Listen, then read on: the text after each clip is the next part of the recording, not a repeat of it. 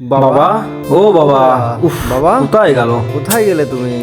তো hello guys, এখন আমি আমার বাবাকে খুঁজতে চলে এসেছি সকালবেলায় মাঠে। দেখি আমার বাবা সকাল থেকে কি করছে মাঠে।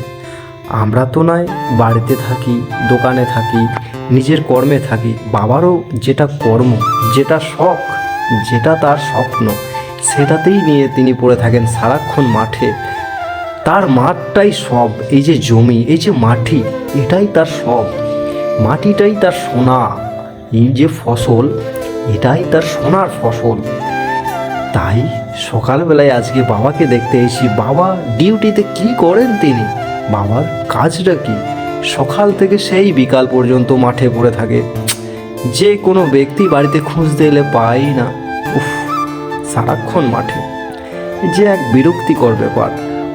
আমরা তো মাঠে মনে হয় মাসে একবারও যেতে পারি না। তাই আজকে একটু ক্যামেরার মাধ্যমে বাবার কর্মটা আমি তুলে ধরার চেষ্টা করছি। বাবা, তুমি কি করছো মাঠে? বকিস না রে, এটাই আমার কাজ। তুই যেমন তোর দোকানে থাকিস, ডাকলে তো আসিস না, একটু হেল্প করিস না। কতবার বলি একটু হেল্প করবি, একটু আসবি। আরে কাজ করিস না করিস, একটু শিখবি। পরবর্তীকালে আমার পর কে করবে এগুলো? কে বজায় রাখবে এসব কাজ? বাবা, আমি এসব পারবো না। তুমি তোমার কাজ করো গো, আমি এসব পারবো না কাজ করতে।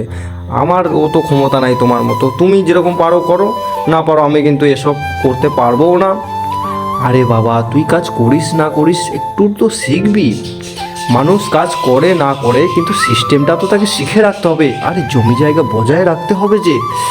তুই যত খুশি যেখানে যে রাজ্যেই যাস, যে কাজই করিস, এই যে জমি, আজ থেকে যদি তুই 10 বছরও এই জমিটাকে টিকিয়ে রাখতে পারিস না, তুই সফল হবি। দেখবি আগেকার মানুষের কত কত জমি ছিল, এখন সব বিক্রি করে ভাগ হয়ে সব নষ্ট হয়ে গেছে, কমে গেছে। তারা এখন বলে আমার দাদুর কত জমি ছিল, এখন আমরা দিন আনা দিন খাওয়ার মতো। এই যে জমি, জমি এমন একটা জিনিস জানিস তো, সেই লকডাউনের সময় শহরে কত সমস্যা দেখা দিয়েছিল। তোকে আমি কোনো সমস্যা দেখতে দিয়েছি? একটুও সমস্যায় পড়তে দিয়েছি? তোর পরিবারকে, আমার পরিবারকে দিয়েছি কি? দিইনি রে। শেখ শেখ, এটাই বলবো, শেখে রাখ, পরবর্তীকালে কাজে লাগবে। বাবা তুই শেখ, এটা কাজটা করতে হবে না, কাজটা করিয়ে নিবি, তবু শেখ বাবা শেখ। গ্রামে থাকলে গ্রামের মতো থাকতে হবে, শেখ। এটাই আমার বাবা সবসময় বলে।